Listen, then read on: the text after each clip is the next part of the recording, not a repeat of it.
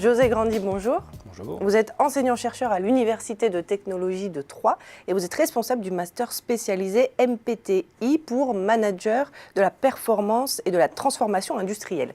Alors justement, nous allons parler de l'évolution de l'industrie et de l'emploi. Est-ce que vous pouvez nous expliquer, pour bien comprendre un petit peu la situation passée, d'où est-ce qu'on vient et quelle rupture on est en train de vivre en ce moment? Alors ce dont il faut être conscient pour analyser un peu la situation, c'est que il y a à peine 30 ans, la technologie de l'information dont on disposait pour faire fonctionner nos organisations, c'était le papier. Donc on n'avait pas d'accès rapide et économique à des données, on n'avait pas de moyens de traitement. Et donc on a dû inventer des règles qui étaient accessibles justement avec ces technologies. Et les règles, ça a été de découper nos organisations en fonctions, en services, et de mettre un peu partout des indicateurs de performance individuelle, de productivité, et de synthétiser tout ça dans le coût de revient des produits obtenus. Et donc ça a fonctionné très bien. Et puis en plus, on est dans une période de demande abondante, donc tout ça fonctionnait très bien. Aujourd'hui, le digital nous permet d'accéder à toutes les données de la planète en temps réel. On a des capacités de traitement qui sont phénoménales. Et donc, on peut complètement réinventer nos modèles.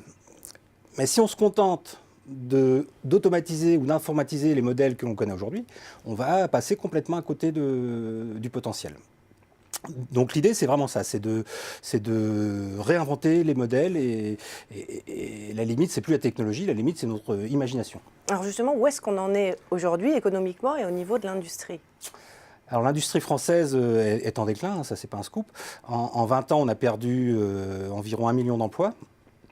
Et ce qui est plus grave, c'est que notre balance des échanges de produits manufacturés est passée dans le négatif. C'est-à-dire qu'on n'est plus autosuffisant industriellement, ce qui est assez tragique.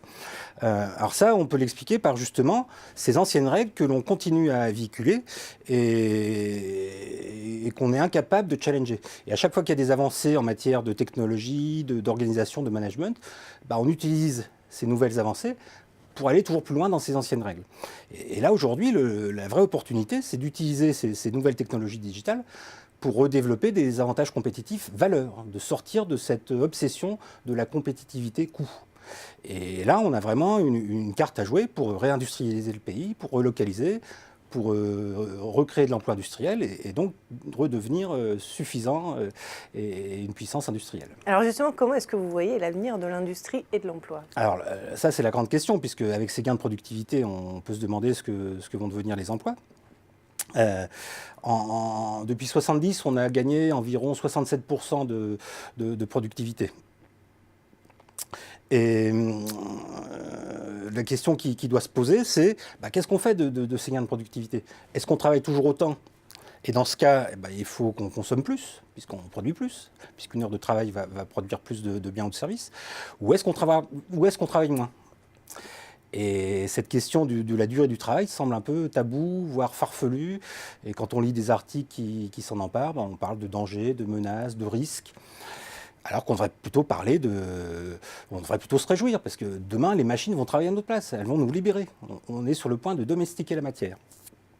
Donc il y a une vraie question à se poser non pas sur l'usine du futur, mais sur la société du futur. Et c'est bien ça qu'il faut inventer. Si on se contente d'inventer l'usine du futur, mais qu'on ne change rien autour, on va retomber dans le travers des optimums locaux. Et on n'aura pas d'évolution pour la société. Et puis surtout, il faut intégrer la planète, puisque de toute façon, aujourd'hui, c'est plus une mode, c'est plus une envie, c'est une nécessité. Bien, merci beaucoup José Grandi pour cette analyse. Merci.